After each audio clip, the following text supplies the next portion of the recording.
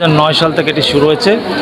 এটার প্রধান লক্ষ্য হচ্ছে মৃৎশিল্পীদের কল্যাণ, তাদের কাজের উৎকর্ষতা বৃদ্ধির লক্ষ্যে নানা ধরনের আয়োজন।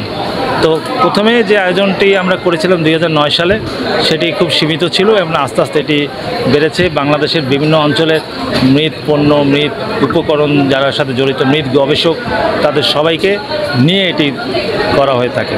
তো এই আয়োজনে এবার রাজশাহী থেকে এসেছেন ডক্টর উদয় শঙ্কর বিশ্বাস, অধ্যাপক ফোকলোর বিভাগের। এছাড়া ঢাকা বিশ্ববিদ্যালয়ের চারুকলা অনুষদের আব্দুল সাত্তার তৌফিক এসেছেন, যিনি এই আয়োজনেরও একজন অন্যতম অংশীজন। এসেছেন আমাদের ডক্টর কাজী মোজাম্মেল হোসেন, উনি এই আয়োজনের প্রথম থেকেই একজন উৎসাহী। আয়োজনের লক্ষ্য হচ্ছে আগামী দিনের যারা মৃৎপণ্য তৈরি করে তাদের উৎকর্ষতা বৃদ্ধির লক্ষ্যে তাদেরকে ট্রেনিং দেওয়া, তাদের সাথে মেলা করা এবং তাদের সমস্যাগুলো তুলে ধরে সমাধানের লক্ষ্যে আমাদের অ্যাডভোকেসি করা, সমাজের যারা জ্ঞানী গুণীজন আছে রাষ্ট্রীয় এবং সরকারি ক্ষেত্রে তাদের সাথে তাদের একটি অংশ তুলে ধরা, এটাই হচ্ছে আমাদের প্রধান লক্ষ্য। মৃৎশিল্প সম্মেলন ও সম্মাননা অনুষ্ঠানে প্রতি বছরেই এক এক জেলার এক এক ধরনের মৃৎশিল্পীকে বিভিন্ন রকমের সম্মাননা দেওয়া হয়। এটা আমাদের খুব ভালো লাগে, এটা আমাদের সম্মান, এটা আমাদের ভালো লাগা, একটা আবেগ কাজ করে। কারণ মৃৎশিল্প এই পেশা, যারা মৃৎশিল্পী বা মৃৎশিল্প বা কুমার পেশা, হ্যাঁ, এই পেশায় যারা কাজ করে তাদের আসলে সামাজিকভাবে ওইভাবে কেউ মূল্যায়ন করে না, আমাদের পেশাটাকে কেউ স্বীকৃতিও দেয় না, হ্যাঁ, তুচ্ছ তাচ্ছিল্য ভাষায় আমাদেরকে কথা বলে। শুধু এই মেলাতে, এই সম্মেলনে সুশান্ত দা, হ্যাঁ, ওনার প্রচেষ্টা, একক প্রচেষ্টা, আর ওনার এই প্রচেষ্টার সাথে একদল উদ্যমী কিছু মানুষ ওনাকে সহযোগিতা করে এই প্রোগ্রাম করার জন্য। এই প্রোগ্রাম আমাদের ভীষণ ভালো লাগে।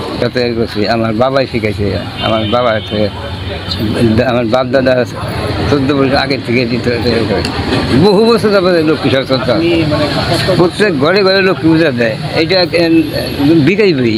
আমার দেশের বাড়ি হলো শরীয়তপুর ডিস্ট্রিক্ট, ডামুড্ডা থানা, কাইলারা গ্রাম, সিড্ডা। আমরা এই কাজে এখনও আমার বাবা জড়িত এবং কি আমিও জড়িত আছি। মূলত আমার বাবা লক্ষ্মী সরাক বানায় 60 বছর যাব, যার জন্য আমার বাবা এই পুরস্কারটা পেয়েছে, এজন্য আমরা খুব খুশি। আসলে প্রতি বছর না, এবারও শারদীয় উৎসবের সময় এই মৃৎশিল্পী সম্মাননা আয়োজন করা হয়। এটা খুবই একটা ব্যতিক্রম উদ্যোগ আমি মনে করি। বর্তমান বিশ্বে যে প্লাস্টিকের যে ব্যবহার চলছে, সেটা আমাদের পরিবেশের বিশাল হুমকিদায়ক এবং এই মাটির জিনিসের বিকল্প নাই। সেই আদিকাল থেকে এই মাটির জিনিস চলে আসতেছে এবং এইটা আমি মনে করি শরীরের জন্য ভালো, সব কিছুর জন্যই ভালো। তো আপনারা জানবেন যে আসলে এটি একটি বরিশাল একটি ব্যতিক্রম ধর্মী একটি অনুষ্ঠান, যে প্রতি বছর যারা এত অক্লান্ত পরিশ্রম করে মাটির জিনিস তৈরি করে দেশের ভাবমূর্তি উজ্জ্বল করতেছেন তাদেরকে একটি সম্মাননা দেয়। এটি বিরল জিনিস আমি মনে করি। এবং তারা অক্লান্ত পরিশ্রমের এইখানে এই সম্মানটা শুধুমাত্র তাদের কাজকে উৎসাহ, উদ্দীপন এবং প্রেরণা যোগাবে। এটা একটি ভালো একটা দিক এই অনুষ্ঠানটি একটি। তো আমি সব কিছুই মিলে বলবো যে সরকার যদি একটু এটির প্রতি যদি নজর দেয়, দৃষ্টি দেয়, যে যারা নতুন তাদের যে প্রজন্ম আছেন তারা লেখাপড়ির পাশাপাশি উন্নত মেশিন এবং যন্ত্রদের মাধ্যমে এই মৃৎশিল্পীটাকে সামনে এগিয়ে নিয়ে যাবে এবং বাংলার ঐতিহ্য, সৃষ্টি, কালচার ধরে রাখতে সক্ষম হবে। আমি টাঙ্গাইল থেকে আসছি, টাঙ্গাইল আমাদের বাড়ি। আমি আসছি না, পুরস্কার পাইছি, আমার খুব খুশি লাগতেছে। এটা মাটি আর মানুষের শিল্প, সেই হিসাবে এটা কোনো অঞ্চল, কোনো ধর্ম, কোনো গোত্র এগুলো নেই। তার 16তম প্রয়াস এটা যারা করছেন ওনার চারুকলা উদ্যোগে, মৃৎশিল্প সম্মাননা পরিষদ উদ্যোগে, এটা প্রশংসনীয়। আমরা চাই এই মাটি ও মানুষের শিল্পের প্রতি সম্মাননের ধারাটি অব্যাহত থাকুক।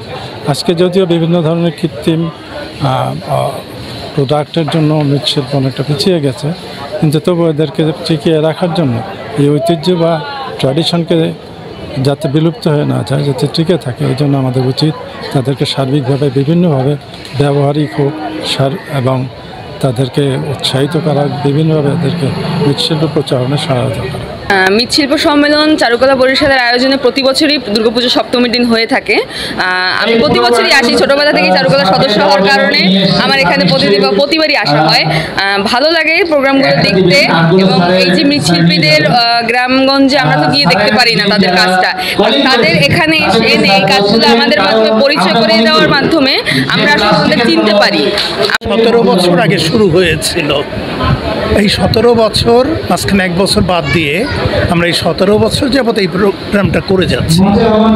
এর মূল লক্ষ্যটা ছিল বাংলাদেশে মৃৎশিল্পের অবহেলিত অবস্থা, সেখান থেকে একে একটু যাতে তোলা যায় কি না। আমরা নানাভাবে মৃৎশিল্পীদের সাহায্য করতে চাই। এই উপলক্ষে আমরা সারা বাংলাদেশ ঘুরে বেরিয়েছি এবং বাংলাদেশের নানা জায়গায় পালদের কি সমস্যা, পালরাই মূলত এই কাজটা করেন, তাদের সমস্যা, তাদের সম্ভাবনা, সুযোগ, এই বিষয়গুলি নিয়ে যাতে দেশের শিক্ষিত মানুষের ভেতরে সচেতনতা তৈরি হয়, সেই সচেতনতা তৈরির জন্য আমরা কাজ করেছি। আমার নাম বিনোদ বিহারী পাল, আমি পিরিজপুর থেকে আসছি। থেকে 1977 সালের পর থেকেই আমি কাজ শুরু করছি। সেই হইতে এই পর্যন্ত বরিশালেও আমি এই 46 বছর কাজ করি।